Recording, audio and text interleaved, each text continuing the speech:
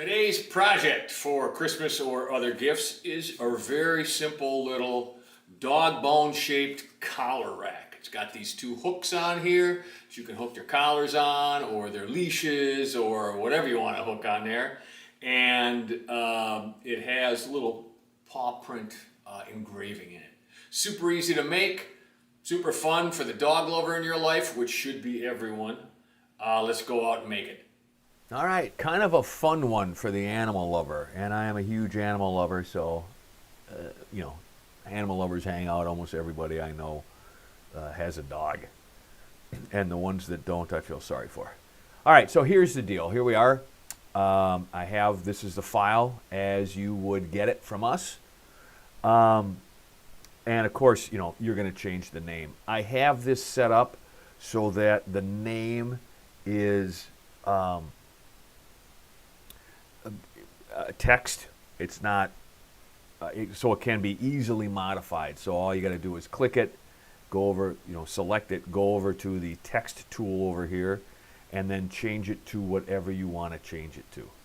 I'm just going to change mine to Doja. That's one of my rescues. And we'll make this her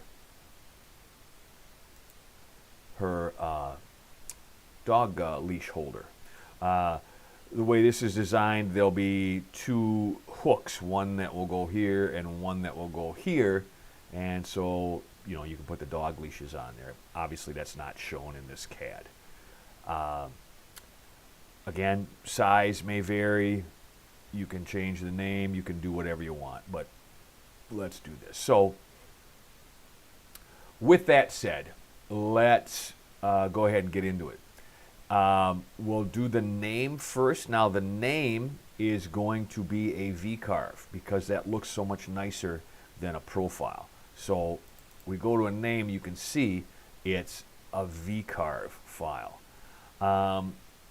Because I sand these pretty hard, I always put my start depth at 200. This one I'm using a 90-degree bit. You can use a 60, you can use a 30, you can do whatever. Just make sure your stock is thick enough. 90-degree bit, of course, is going to go shallower, and that's a fairly large, 5 inches across maybe. So I'm going to use a 90-degree bit. Call it name, and I'll calculate that. And there it is. All right, so what's next? Well, why didn't you VCarve the paws at the same time? I could have, but what it'll do is it'll make these will be deep, okay? It won't make them an outline like the sample I've shown you, but it'll be deep, okay? So, I don't want to do that. This one, I just want the outline. So that, as you can see, is going to be a profile, okay? And to save a tool change, I'm profiling with the same 90-degree bit. If that was the only thing on there, I'd probably use a 60 just because you get a little more definition, but this is big enough that that's not going to matter. I also do a cut depth of 0.07, which is a little deep because, like I said, I hit these pretty hard with a sander when I'm done. 0.06, maybe even 0.05, depending on your material. On the line, because I'm not cutting those out. And that all looks good. We'll hit them with paw prints. There we go.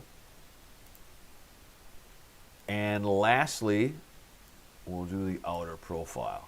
Now this is going to require a tool change. Okay, so the outer profile, you can see it there. We're going to full depth. We're using my normal 6mm bit. Again, we're going on the outside because we want this to be the final dimension. Okay, if we were going to go on the inside, it'd be 6mm smaller here, 6mm smaller here. If we were going on, it would be 3mm smaller here and 3mm smaller there. Okay, depending on how you're making this, you may wish to add tabs. Okay, in any case, I'm going to put a ramp in there just because that's easier on my bits, and we'll calculate that. All right, so let's reset the preview all toolpaths. And I always preview toolpaths. We'll get rid of this stuff by double clicking everything outside. It goes away. I'll give you a little oblique view here, and you can see when I did those, you can see that this is VCarve. See how that goes deeper there, and the O looks like it does. Okay, so, and you know, the ends of the D's here, you know, that's V-carved. Okay, and you can see that this, let me zoom in, this is not a big hole, it's basically an outline. Okay, and that's why I did that as a profile. All right, so that's all there is to the CAD on this thing. Quick little program. We will save the toolpath, and remember, because we're using two different bits, my method of operation is to do two separate toolpath files. You can do it otherwise, but I find that two separate toolpath files makes it much less likely that I'm going to make a mistake and crash a tool. So there you go. Let's go out and grind this thing out on the router. Okay, so this is what the G-code CAD looks like for the dog leash, dog bone shaped rack. I'm not actually going to machine this one because it just says name here, as you can see. I am going to machine just, they're going to have some extra paw prints in there. I don't know what I'm going to do with them. I don't have a name that I can put in there, so I'll just machine it with that. Here's the part of the video you guys have been waiting for, the part where I give you the free coupon code. Just go to the link in the description and it'll take you to the file page and check out like normal, and when it tries to charge you, just put in that coupon code and it'll be free. The only thing that I ask in return is that you subscribe to the channel. Subscription's free also. Doesn't cost you anything. Maybe, 2 seconds to click the button wherever it is. Alright, let's get back to the video. Okay, same kind of deal as you have seen me do before. A larger piece of wood than I actually need, but it's just a size that I had lying around. Way too thick. I will plane that down when I'm done. I suppose I could bandsaw it in half and then machine it out that way.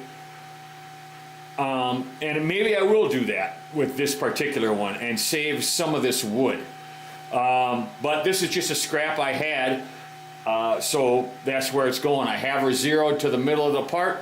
Let's fire up the spindle.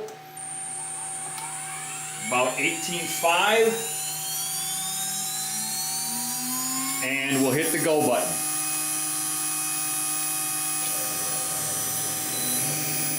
All right, here it is. I have painted and sanded her back already. You can see these paws in there.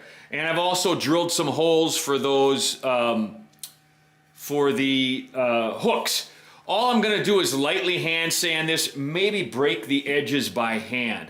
This piece is so small and kind of thin that I'm not gonna use a round over bit on that. All right, so these are just little hooks I get on Amazon. They gotta be, what, 30 cents a piece or something. I'll leave a link down in the description, and I'm just gonna screw these in right here. They come with the screws. It has always been my experience that these cheap screws that you get on Amazon are made out of some type of lead. They're very soft. So I'm gonna set my clutch way down so I don't break these guys. Get them.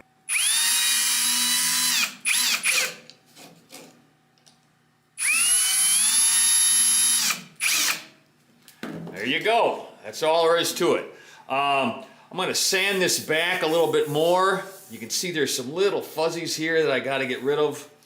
And then I will put a couple coats of polyurethane because it's kind of a high wear deal. You're putting leashes on and off, whatever. I could put a couple of extra hooks here since I don't have the name there that anybody needs to see, but I think I'm just going to leave it like this. Another Christmas project in the bucket. Again, super easy, super cheap, super fast. On your file, I left the name here for engraving. I didn't have anyone that I hadn't already given gifts to, so I just put a couple extra paw prints on this one. But the little hooks are nice. Can be for a collar, can be for A leash doesn't even have to be for dog stuff. You put your keys on there, whatever. Anyhow, super simple, super easy, especially for beginners. Let's move on to the 12, I don't know what day of Christmas we're on, but whatever it is we're on, let's move on to that. Please remember, like and subscribe as always. Thank you so much.